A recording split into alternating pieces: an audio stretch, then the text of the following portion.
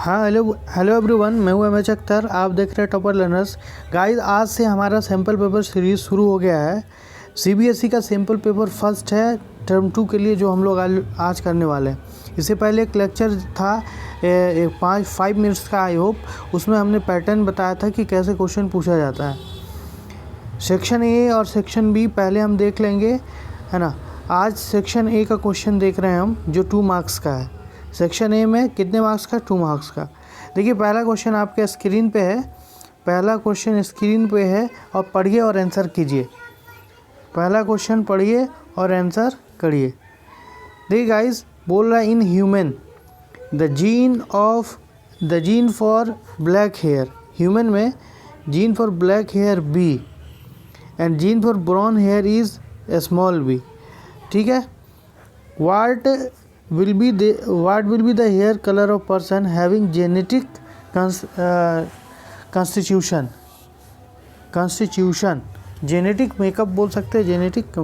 अब देखिए, इसका आंसर कीजिए जल्दी से। ब्लैक के लिए क्या है? ब्लैक के लिए बी ले लिया है, और ब्राउन के लिए स्मॉल बी लिया है। क्या लिया है? ब्राउन के लिए स्मॉल बी लिया है। तो ये बी है, मतलब ये ब्राउन रिसेसिव हो जाएगा। तो ये बी अगर आ गया तो ये क्या हो जाएगा? ब्राउन ही रहेगा। ठीक है, प्योर ब्राउन। और बी वाला जो है आपका, बी वाले में क्या है? ये हाइब्रिड हो गया। कैपिटल बी ब्लैक है और ये स्मॉल बी ब्राउन है। तो यहाँ पे जो एक्सप्रेस करेगा, जो फिनोटाइप होगा इसका, ये ब्लैक हो जाएगा। क्या हो जाएगा? ब्लैक हो जाएगा। हम लोग जानते हैं कि जब डोमिनेंट आता है तो रिसेसिव अपने आप को छुपा लेता है, यानी वो नहीं दिखा पाता है। तो यहाँ पे ब्लैक क्या है? ब्लैक क्या है? वो डोमिनेंट है, और ब्राउन क्या है? रिसेसिव है। तो जब रिसेसिव का मेकअप आएगा, जेनेटिक कंपोजिशन आएगा, तो वो अपने आप को रिप्रेजेंट करेगा। तो इस वाले में बी है, तो ये आपका ब्राउन हो जाएगा और यहाँ पे ब्लैक हो जाएगा। क्लियर? जिस तरीके से टी रहता है, टी है तो यहाँ पे टॉल लेंगे, है ना, टॉल लेंगे। यहाँ पे टी रहता तब भी टॉल लेते, और स्मॉल टी रहता तब क्या लेते? डॉर्फ या शॉर्ट लेते। उसी तरीके से यहाँ पे भी है। आई होप समझ में आ गया होगा, है ना। यहाँ पे बी है तो ब्लैक, बी है तो भी ब्लैक, और स्मॉल भी है तब ब्राउन लेंगे। ठीक है, क्लियर? आई होप क्लियर हो गया होगा। नेक्स्ट क्वेश्चन है क्वेश्चन नंबर 2। क्वेश्चन नंबर 2 बोल रहा है in a bisexual flower in spite of young stamen being removed artificially. ठीक है, the flower produce fruits, how is it possible? Question समझ में आया? एक बाइसेक्सुअल फ्लावर है जिसमें जो यंग ही है, यंग स्टीमेन को रिमूव कर दिया गया है, लेकिन स्टीमेन के रिमूव करने के बाद भी वो फ्रूट प्रोड्यूस करता है। कैसे पॉसिबल है? आंसर करना है, बताइए। मान लीजिए कोई फ्लावर है जिससे स्टीमेन को हटा दिया, स्टीमेन मतलब फिलामेंट और एंथर को हटा दिया, तब भी उसके पास तो ये वाला जो है फीमेल पार्ट जो होता है, स्टिग्मा, स्टाइल और ओवरी, ये तो प्रेजेंट है। तो क्रॉस पॉलिनेशन से स्टिग्मा पे आएगा एंथर, और ये क्या हो जाएगा?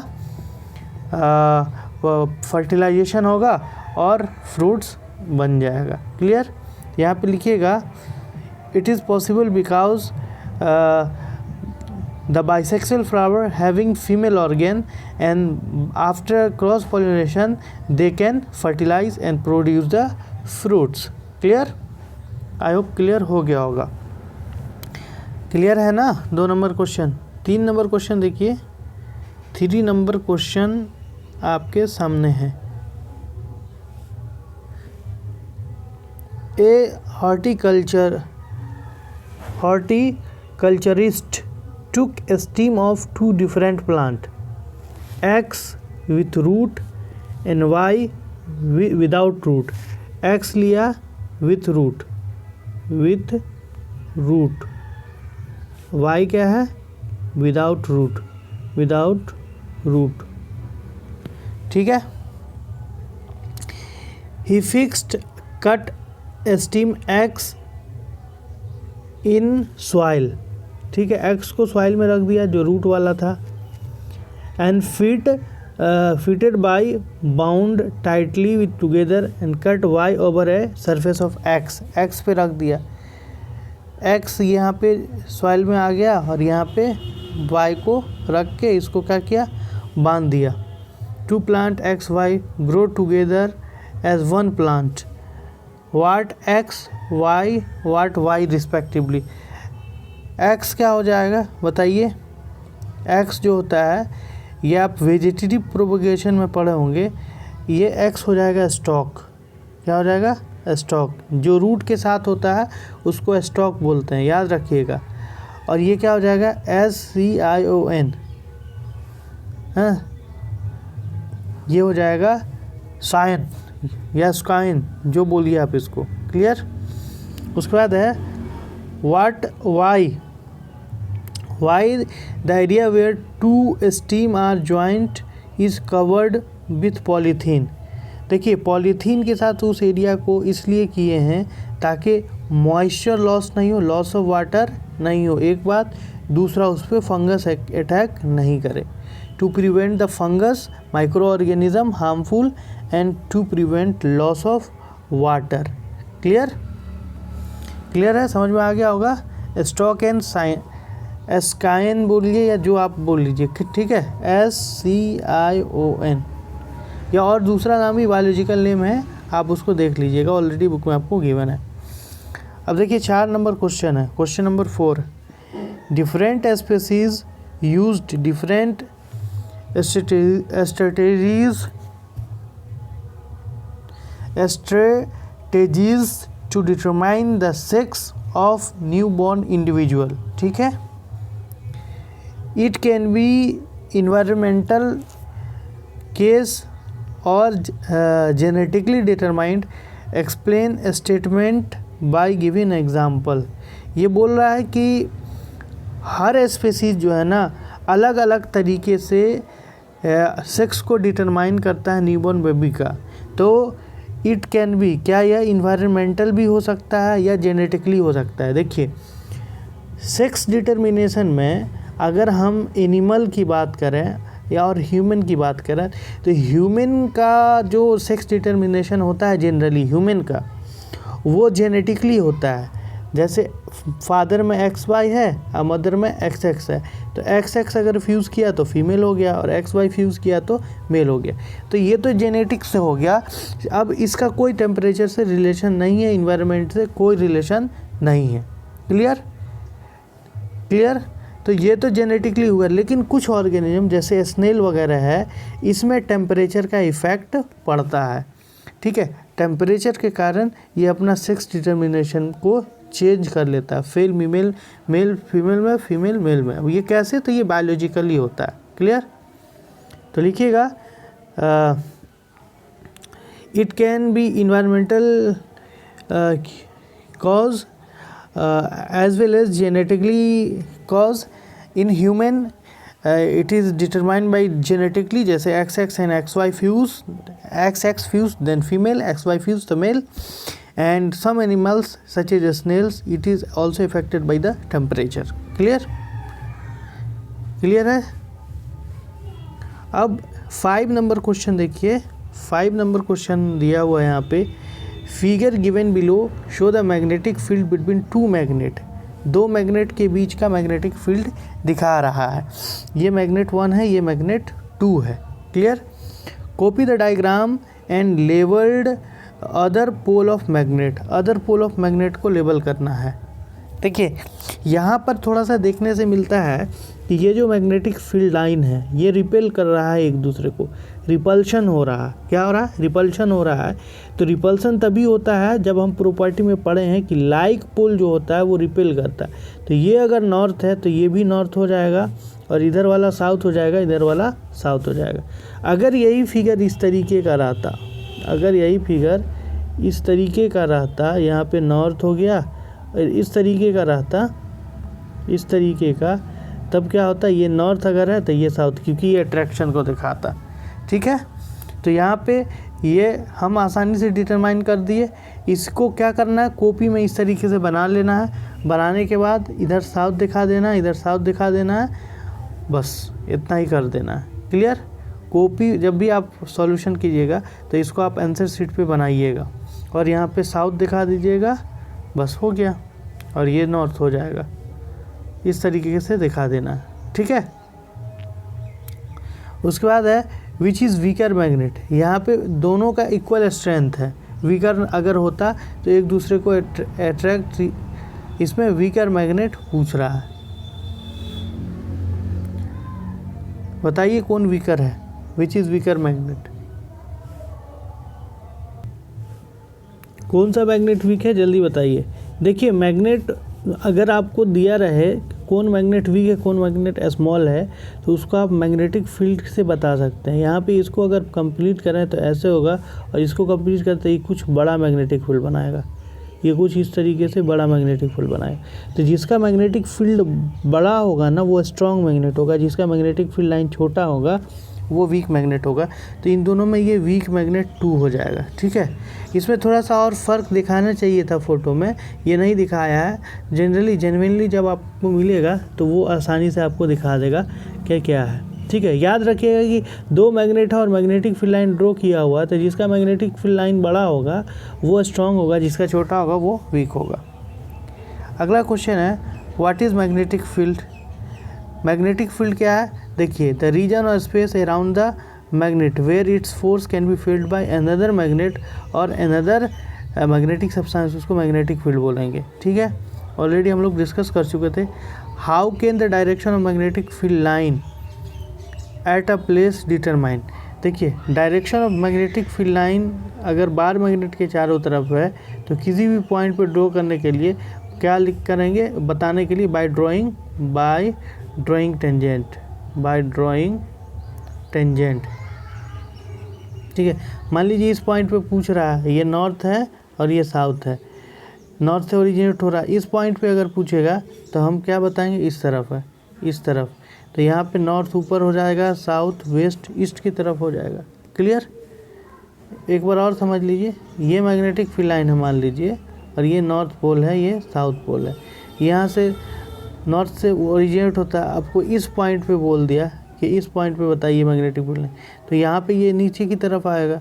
तो नीचे की तरफ ये डायरेक्शन होता है नॉर्थ साउथ वेस्ट ईस्ट। तो ये किस तरफ है, यहाँ पे ये किस तरफ है, साउथ की तरफ है। अगर यहाँ पे पूछता है तो ये नॉर्थ ईस्ट में हो जाता है, ठीक है। समझ में आया, आई होप समझ में आ गया होगा।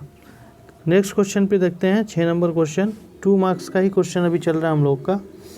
देखिए basis the understanding of size of organism and chromosome number, answer the following question. देखिए basis the understanding size of organism and chromosome number, यानी साइज ऑफ ऑर्गेनिज्म और क्रोमोसोम नंबर को के बेसिस पर ऑर्गेनिज्म के साइज को पहचानने का क्या बेसिस है। Following question, do large organism has more number of chromosome cell. क्या बड़े ऑर्गेनिज्म के पास large number of chromosome cell होगा, ऐसा कोई ज़रूरी नहीं है। याद रखिएगा, no it is not necessary. More number of chromosome cell greater DNA, हाँ ये हो सकता है, क्योंकि डीएनए जो होता है, डीएनए वो क्रोमोसोम से ही बनता है। जितना ज़्यादा क्रोमोसोम होगा उतना बड़ा डीएनए होगा। क्लियर। तो बी वाला जो है वो हो जाएगा, यानी ज़्यादा मोर number of chromosome more DNA, yes, because DNA is formed by chromosome also, chromosome से ही वो बनता है, ठीक है। उसका बाद बोल रहा है यहाँ पे, देखिए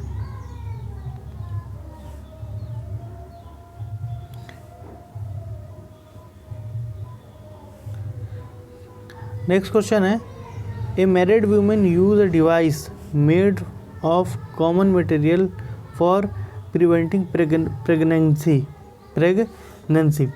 this device was put into her uterus by some trained medical professional Unfortunately, she got pregnant after 2 months of insertions of device. She was in shock to learn that her birth control device has failed. How does X prevent pregnancy?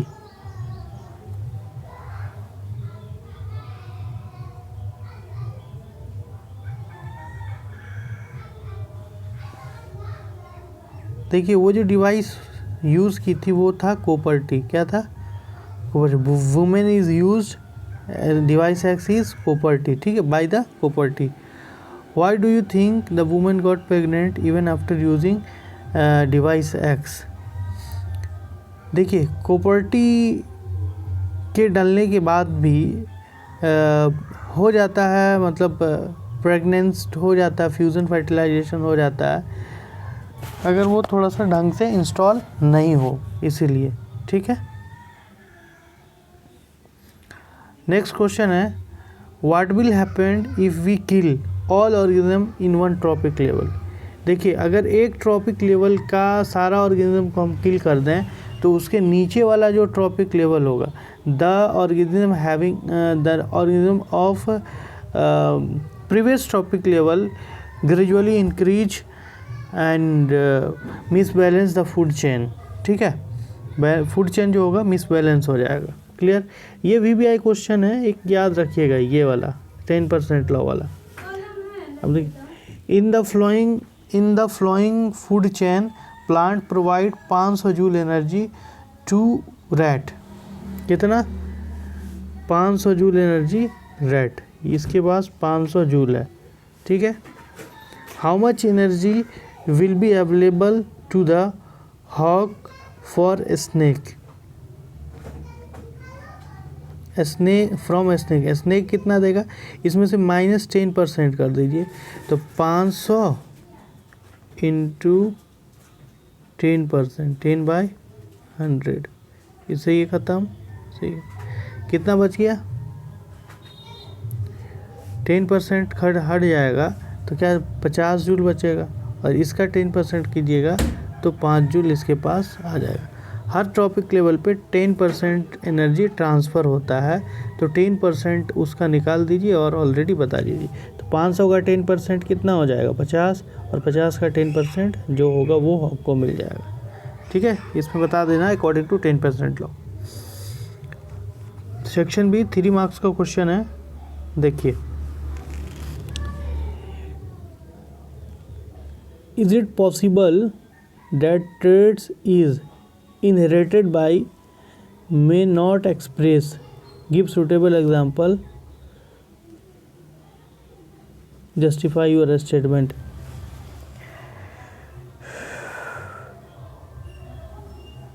उसके बाद है क्या ये possible है जो traits inherit किया गया है वो नहीं एक्सप्रेस किया जा सके? Give suitable example.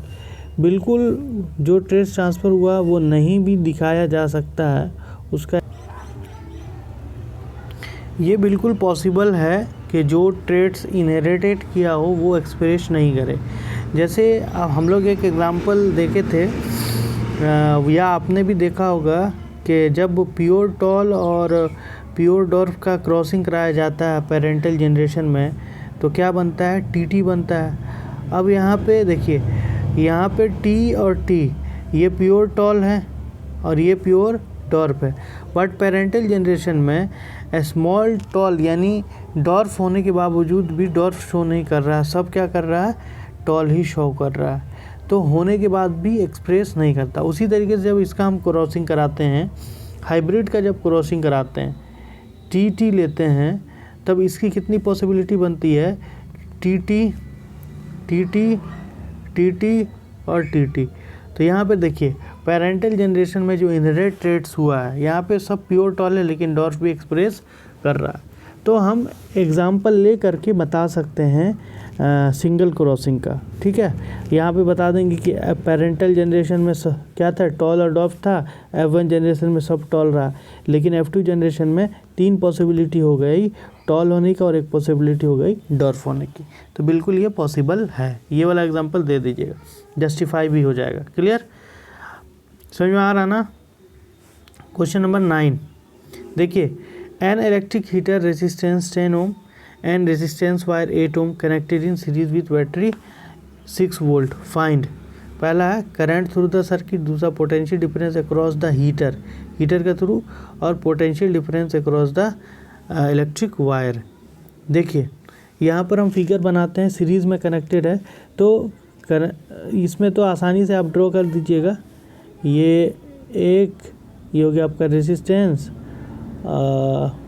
Heater of resistance, heater का हो गया, और रेजिस्टेंस वायर 8 ओम हो गया, सीरीज़ में कनेक्टेड है, कर दिए।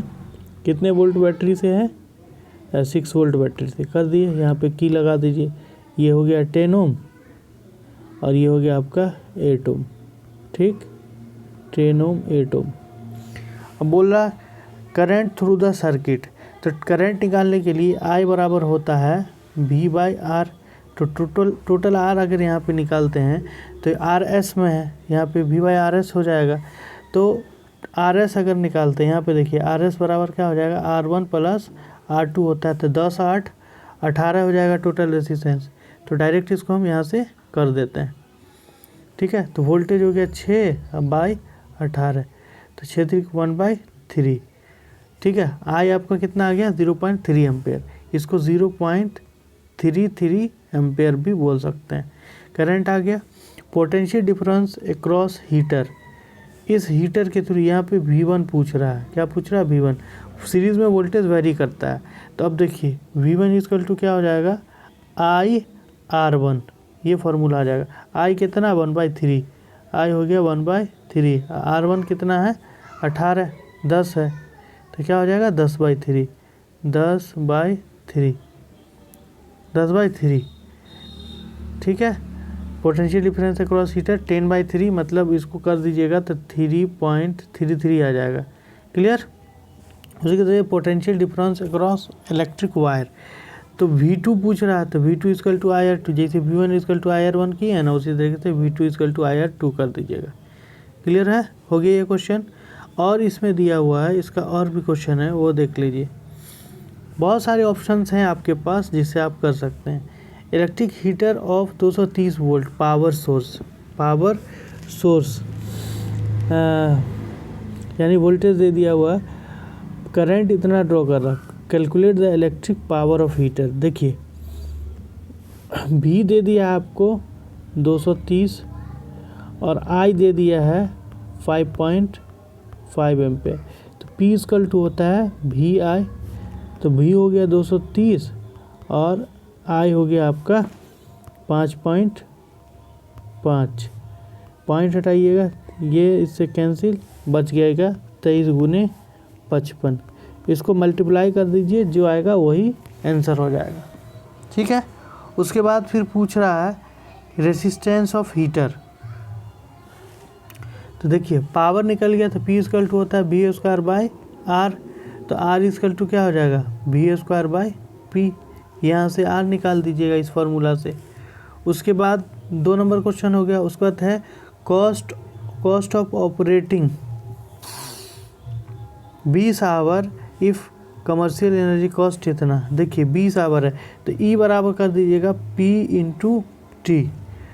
तो यहाँ से पावर जो आपका आएगा P = 23 × 55 अगर करते हैं तो कितना आ जाएगा, 5 × 15 5, 5 × 10 1 11, 23 × 25 115, 5 × 15 5, 5 × 10 11। ठीक है, 115 × 115, ये आ गया आपका 5 6, ये 2 12 65, कितना आ गया 1265 पावर हो गया, 1265 वाट। 1265 वाट याद रखिएगा, 1265 वाट पावर है, 1265 वाट 1265। 1265 इंटू 20, तो ये क्या हो जाएगा 1265 गुने 20।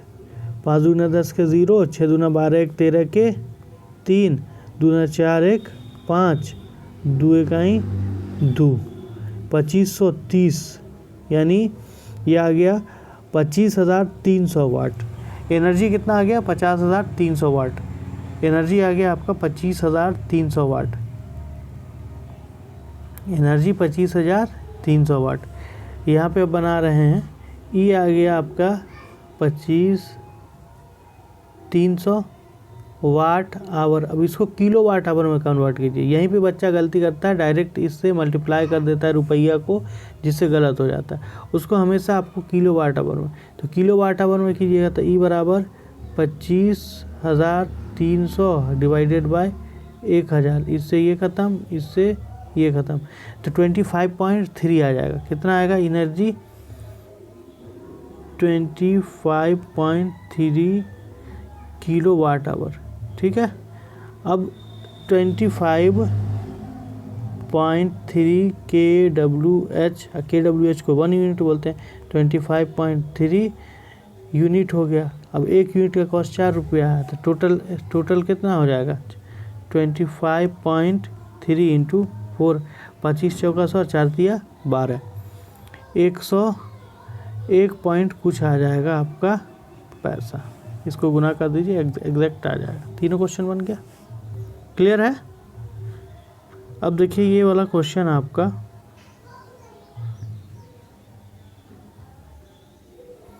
3 नंबर का बहुत सारा क्वेश्चन है, लंबा हो जाएगा लेक्चर, बस देख लीजिए। बट देखिए, refer to the given food web. ठीक है, यहाँ पे है फूड वेव गिवन है, लार्ज फिश, फ्रॉग, है ना, elephant. What will be the effect on food web if population of water flea get eliminated. Water flea अगर एलिमिनेटेड हो जाएगा तो क्या होगा। एक्वेटिक प्लांट,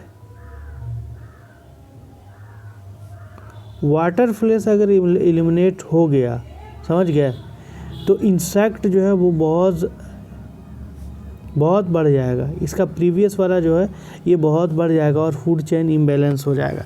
जो भी फूड चेन में है ना, ये कॉमन बात रखी, फूड चेन का जो नेक्स्ट टॉपिक, जिस टॉपिक लेवल का भी ऑर्गेनिज्म अगर एलिमिनेट हो जाए, ख़त्म हो जाए, तो उससे नीचे वाला जो है वो बहुत बढ़ जाएगा, जिससे फूड चेन क्या होगा, बोलिए, फूड चेन आपका इम्बैलेंस हो जाएगा। उसके बाद in the given food web which organism operate both primary and tertiary consumer level. Primary और टर्शियरी कंज्यूमर लेवल।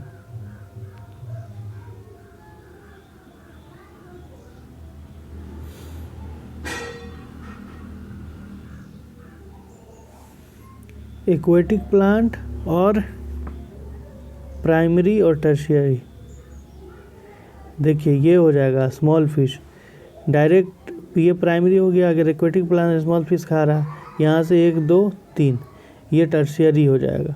तो स्मॉल फिश को हम बोल सकते हैं। ठीक है, अगला क्वेश्चन है क्वेश्चन नंबर 11, सिंपल क्वेश्चन है।